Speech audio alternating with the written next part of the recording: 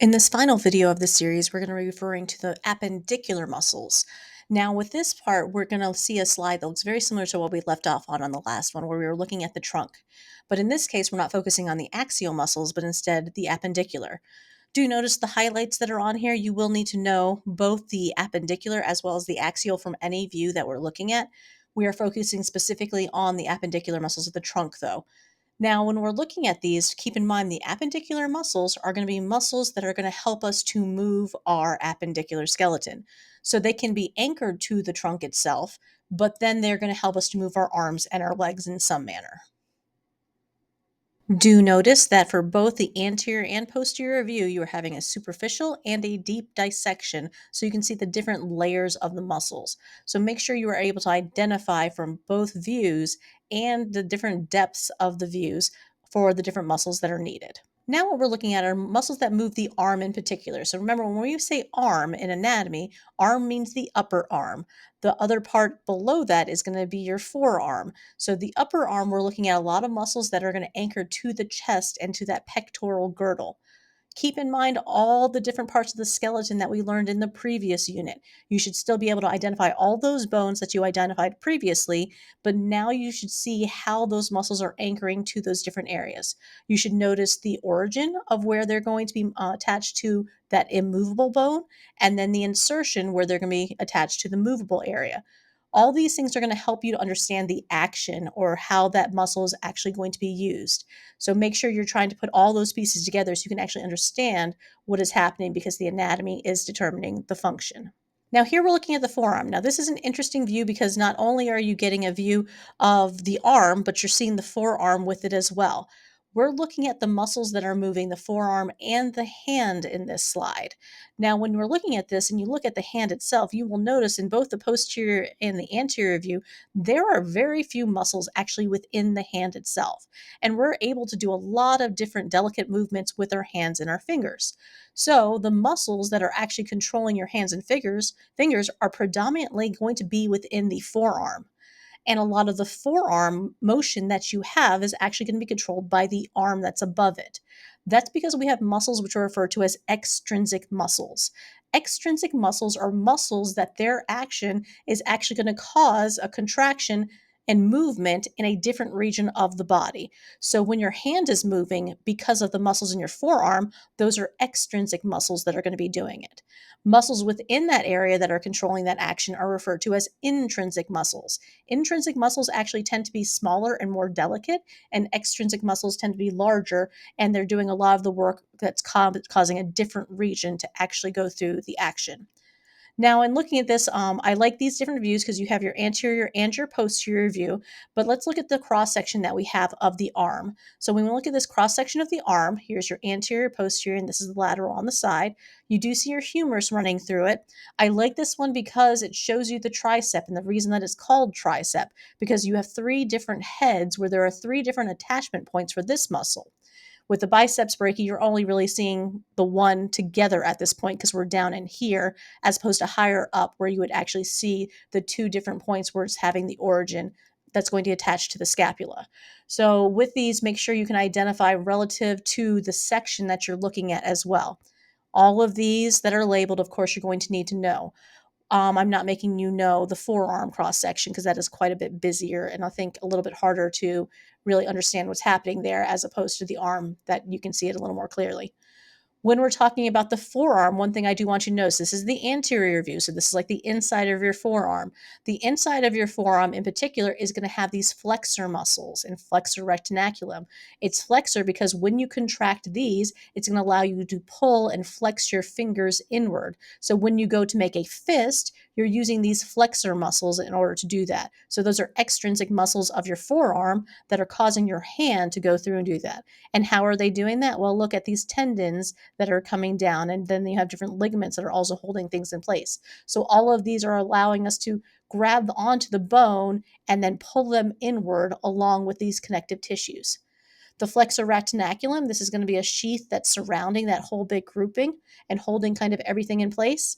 The other side, when you're looking posterior side or the back of the forearm, The extensor retinaculum is going to be here, enclosing all this area, and these are where your extensor muscles are going to be. So these are going to allow you to straighten out your fingers and to extend those particular joints on there. So extensors on the back side or the posterior view, and then flexors on the inside. We're going to now move on to the pelvic girdle area. So remember, with the pelvic girdle, you need to remember all the different parts of the bones that are going to be in there and the different bone markings that we learned before, and you're trying to make those connections now to the muscles that we're going to be looking at.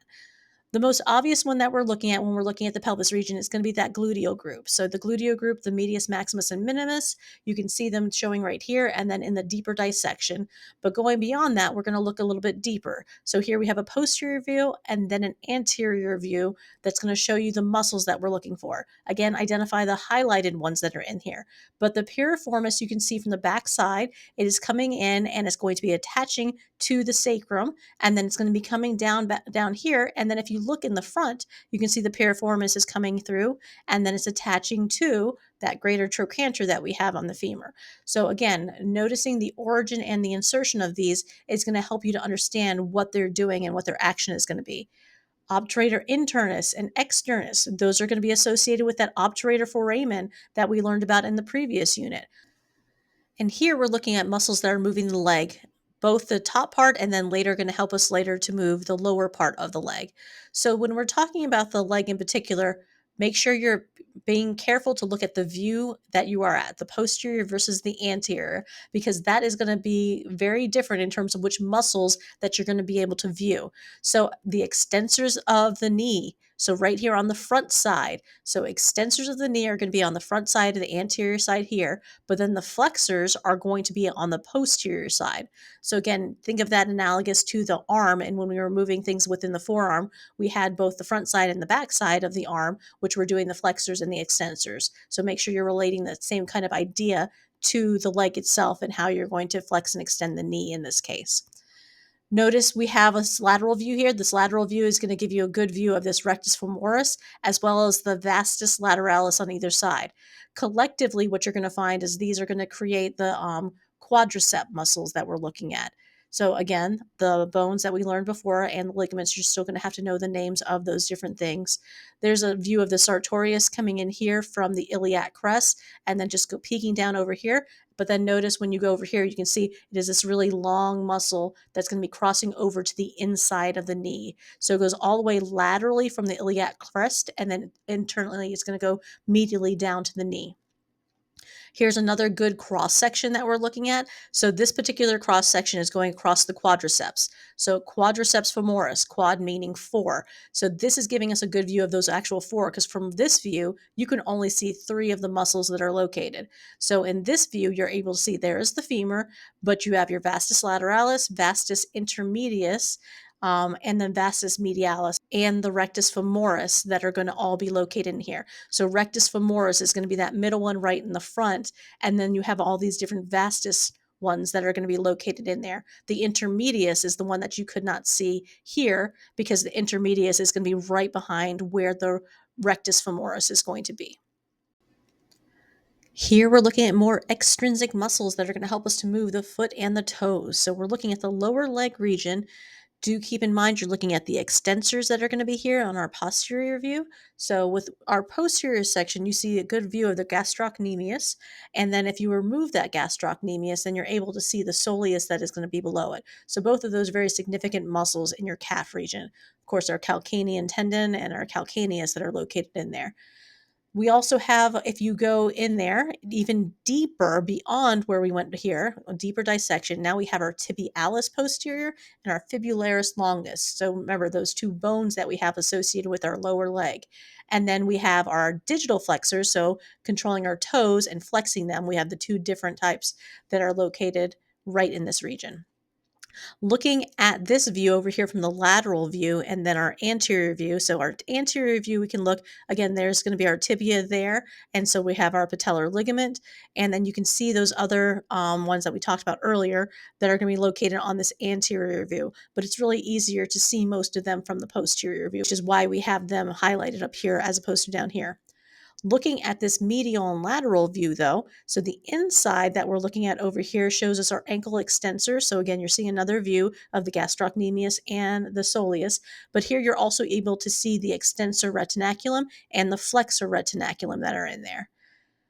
Looking closer here at this other side on the lateral view, so you're also seeing them from there. So most of these highlights that you're seeing are just going to be repeats of ones that you saw earlier, and you're just going to need to make sure that you can identify them from any of the different views.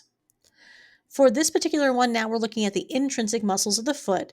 And in terms of what I would like you to know, other than the ones that we learned already, is I want you to basically focus on the great toe or the big toe. So the big toe is our hallux. And so we're going to see the different muscles that are associated with them. And so you should be able to identify those muscles, as well as, of course, our calcaneus that we learned before, and our other ones that are highlighted from previously. Now we're going to start ending the chapters with kind of a system integration. So, of course, we know that the body's systems are made up of organs, and organs are made up of tissues, and tissues are made up of cells. So, we are now on the muscular system, which means we have already covered the integumentary and the skeletal system as well. With the muscular system, we know that the whole purpose of the muscular system is to contract muscles to provide movement. And so when we contract those muscles to provide movement, one of the things that we're producing a lot of is going to be heat. So a lot of energy is lost as heat when we have our muscle contraction. That heat is used to go through thermal regulation and maintain our body temperature as it travels through the bloodstream. In relation to the two systems that we already talked about, one of the things that the integumentary system is going to do is going to help us to regulate that excess body heat. So we know with our integumentary system, we talked about sweating and how you have radiation and evaporation that's allowing us to lose that excess body heat. That's also going to help us to produce that vitamin D that we need. We need vitamin D for calcium and phosphate absorption. And of course, we know we need calcium in order to actually contract our muscles. They're also going to be there to help protect our underlying structures as well. We learned about with our facial expressions, we have those 22 different muscles in our facial structure that are going to allow us to form expressions. And that's because that muscle is going to be attached directly to the skin on our face. And that allows us to have so many different types of facial expressions. The skeletal muscle is going to be really important because it provides that leverage system we were talking about. So we have those three different types of levers in our body, the way that our skeletal muscle is going to attach to the bone itself.